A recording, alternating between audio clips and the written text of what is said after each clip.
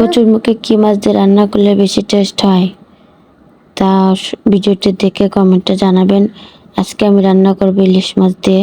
তার জন্য ইলিশ মাছ আমি কিছু ভেজে নিয়েছি, সাথে কাঁচামরিচ ভেজে নিয়েছি।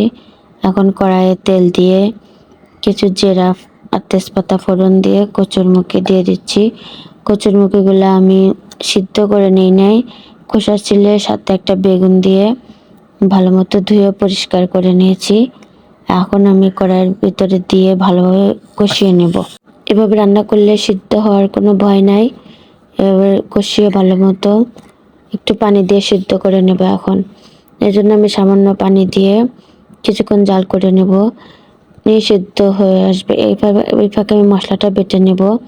এখানে আমি মশলা নিয়েছি, কিছু জিরা ভেজে নিয়েছি, একটা এলাচ আর এক টুকরা দারচিনি এবং সাথে একটু আদা নিয়েছি, নিয়ে আমি শিলপাটায় বেটে নেব। এই ফাঁকে আমার কচুরমুখিটা সিদ্ধ হয়ে আসছে, দেখুন কত সুন্দর সিদ্ধ হয়ে সফট হয়ে আসছে। এখন কিছুক্ষণ কষিয়ে আমি পানি দিয়ে দেব ঝোলের জন্য। যে পরিমাণ ঝোল রাখবো সে অনুযায়ী একটু পানি দিয়ে দেব। দিয়ে এখন আমি ভেজে রাখা মাছ আর সাথে কাঁচামরিচ দিয়ে দিচ্ছি, আর শিলপাটা বেটে নেওয়া মশলাটাও দিয়ে দিচ্ছি। এভাবে কিছুক্ষণ জাল করব এবং আমি ঢেকে কিছুক্ষণ রেখে দিয়েছি। এই দেখুন আমার কত সুন্দর হয়ে আসছে, তরকারিটা ঝোলটা ঘন হয়ে আসছে। যে পরিমাণ ঝোল রাখবো সে অনুযায়ী নামিয়ে নেব।